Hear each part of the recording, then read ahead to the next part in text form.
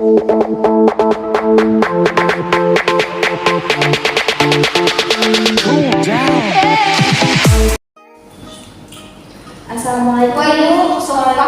Ibu. Perkenalkan, nama saya Ibu Masari. Saya bidan yang bertugas pada pagi hari. Nah, sebelumnya dari saya bantu, Bu. Begini Bu Bidan, saat saya menyusui, saya terasa sakit. Kemudian berat badan bayi saya juga tidak naik baik, Bu Bidan. Oh, seperti itu. Nah, jadi penyebab ataupun faktor, ada beberapa faktor penyebab dari ibu lecet. Ada kemungkinan karena posisi dan pelekatan pada saat ibu menyusui itu kurang tepat. Nah, kalau boleh tahu, Ibu dalam keseharian ibu menyusui bagaimana ya, Bu? Oh, seperti itu ya, biasa. Oke. Nah, untuk kondisi menyusui sudah benar ya. Tapi lebih alangkah baiknya ibu menyusui dalam segaris lurus ya, bias dari lurus antara telinga, bahu, lengan dan kaki. Dan juga mukanya bayi ataupun hidung bayi itu berhadapan langsung dengan payudara ibu ya. Nah, jadi langsung ketika payudara itu menempel ataupun puting menempel, otomatis langsung dia menghisap ya, seperti itu. Nah, jadi ada beberapa minyak sebelum ibu menyusui itu ibu harus oleskan juga di area puting yang bertujuan untuk menghindari tadi puting lecet ya. Nah, dan kebanyakan sekarang ya kita lihat ibu sekarang hampir 90%. Nah, padahal posisi menyusuinya sudah tepat, tetapi ini faktornya apa misalnya saya mengatakan ya pikiran saya seperti ini, padahal posisinya udah pas, pada pas, tapi ini bisa ditekan-tekan sehingga mendorong ke belakang dan tidak pas lagi dia menempel ya. Nah, selain itu juga biasanya cara memantau posisi yang tepat itu dengan lintar C ini ya, dan jempol di atas dan yang lainnya menopang. Nah, seperti ini. Nah, jadi otomatis pelekatannya juga akan cepat ya, lebih efektif. Nah, terus selain itu posisi ataupun ada beberapa posisi ya, ada beberapa posisi yang bisa ibu gunain untuk menyusui. Nah, biasanya yang paling favorit itu posisi berbaring ya, atau setelah. Nah, posisi ini yang bisa digunakan oleh ibu menyusui dan juga boleh ibu posisi duduk, pokoknya yang intinya di nama ibu dan juga kaki ibu.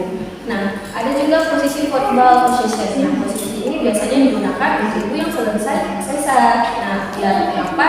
Memudahkan ibu dalam memberi ASI. Nah, ini juga diberikan ataupun posisi yang biasanya dianjurkan untuk yang kehamilan kembar ya. Nah, seperti itu. Nah, selain itu juga ada beberapa faktor yang berkeberhasilan dalam memberi ASI. Yang pertama dari payudara ibu, payudara ibu benang dan lainnya. Dan yang kedua karena tadi pelekatan yang kurang tepat, ya kurang pas. Nah, yang ketiga yaitu tadi dari ibunya sendiri. Nah, biasanya kenapa dari ibunya sendiri? Posisi ataupun dia lebih terpengaruh dengan lingkungannya, misalnya lingkungan yang diarahkan untuk memberi ASI, memberi susu formula, sehingga membuat si ibu tidak terlalu percaya diri dalam memberikan ASI ya, terkecoh ya ibunya ya, seperti itu. Selanjutnya juga ada yang tadi ya, penyebab lecet, posisi dan pelekatan yang lebih ketat. Nah, cara mengatasi gimana ya? Nah, cara mengatasinya itu ya tadi ibu yang pertama posisinya harus pas dan juga pelekatan yang harus tepat. Nah, menyusukan itu bukan ujungnya saja, tapi hampir sebagian areola atau bagian hitamnya ya. Nah, seperti itu. Nah, selanjutnya itu, tadi kan posisi yang kurang tepat ya sekitar menempel di area ibu. Nah, jadi kita ibaratkan ini payudara ibu, ini mulutnya bayi, jadi harus pas ya menempel antara hidung, mulut dan juga dagunya. Dia harus pas menempel. Karena kalau tidak pas, otomatis lidah atau lidahnya itu nggak sampai dia untuk menghisap. Nah, seperti itu. Atau refleks menjulurnya tidak sampai sehingga ada yang terjadi kemungkinan yaitu tadi bisa dia menggigit sehingga membuat ini sakit ya. Nah, selain itu juga ada lagi sebagian syarat dalam pemberian ASI ya. Cara pemberian ASI. Nah, pada umumnya cara kita membedakan. Nah, sebelumnya itu kita harus membedakan kapan bayi itu besar, kapan bayi itu mengempeng. Nah, maksud mengempeng ini biasanya main ikutin ya, terus jadi sehingga tidak efektif dia dalam menyusui. Nah, terus juga ada ASI kan, ASI pada ASI gambar itu tidak tersalurkan di bagian dia. Nah, untuk penyebab produksi ASI yang menurun Penyebab produksi ASI menurun. Nah, pada umumnya ataupun pada dasarnya kita perhatikan bahwasanya produksi ASI menurunnya itu juga ada sangkut pautnya atas dasarnya berkaitan dengan pengosongan pada payudara. Nah, maksud dari pengosongan pada payudara, misalnya ya, misal dalam kita dia lebih baik itu secara langsung dan secara langsung pada bayi daripada kita pumping. Nah, pumping ini juga tidak bisa dilakukan secara saringan ya. Nah, jadi juga sangat dan juga biasanya produksi ASI itu juga kaitannya dengan produksi ataupun makanan bergizi ya, makanan bergizi seperti itu. Nah, selain itu juga biasanya pengaruh pengosongan pada payudara ini lebih biasanya pada usia bayi itu 4 bulan ke atas. Kenapa pada 4 bulan ke atas? Karena biasanya posisi pada si bayi ini dia lebih tidak nyaman dalam menyusui, posisinya kurang nyaman sehingga itu proses pengosongan payudaranya baik ya. Nah, sejauh penjelasan yang saya sudah sampaikan ini ditanyakan, yang mengerti, yang saya bacakan ya. Ini Bu, kalau cara menghasilkan ASI yang banyak atau produksi ASI bagaimana Bu? Biar produksi ASI yang banyak ya. Nah, jadi kita ibaratkan ya, si orang ibu itu seorang mobil gitu. Nah, di mobil itu pasti perlu bahan bakar. Seperti juga seorang ibu untuk menghasilkan produksi ASI yang banyak, otomatis dia perlu makanan yang bergizi.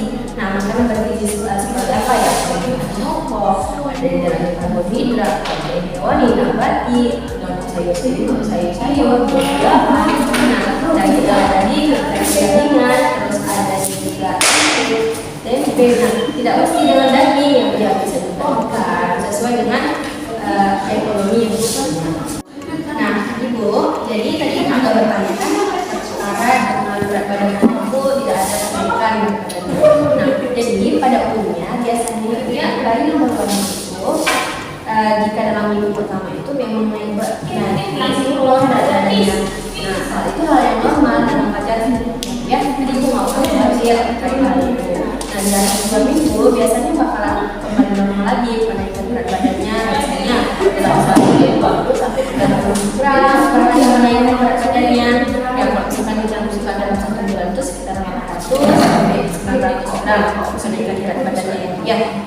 Nah, saat itu Bu, kalau boleh saya tahu biasanya menyusuinya itu bagaimana? Seperti atau bagaimana? Ya Bu, saya menyusuinya sekitar seperti itu ya Bu ya. Nah, jadi bukan dalam ASI ya, kita ada kandungannya juga, itu komponennya ASI depan dan ASI belakang. Nah, ASI depannya ini atau namanya formil itu dia mengandungnya itu atau lebih encer ya, dia lebih encer. Nah, biasa untuk memakan hausnya si bayi. Nah, terus kandungan kalorinya juga tidak tinggi, berbanding terbalik dengan si hamil ataupun ASI belakang ya dia. Nah, ASI belakang ini dia kandungan kalorinya dalamannya tinggi ya dia, tinggi. Nah, jadi yang hamil ASI belakang itu kandungannya lebih tinggi ya, kalorinya tinggi sehingga kenapa lemaknya itu harus terpenuhi dan disalurkan kepada si bayi. Ya.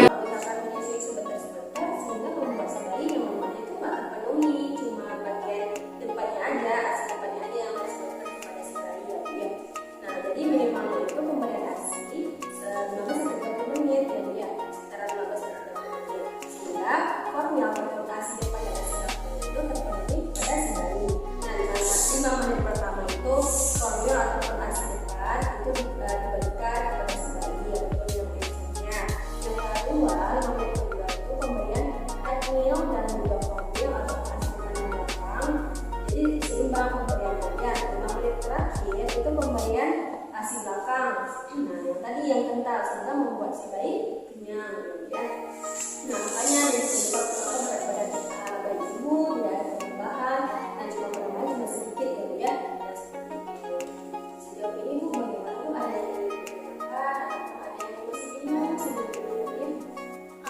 puasa.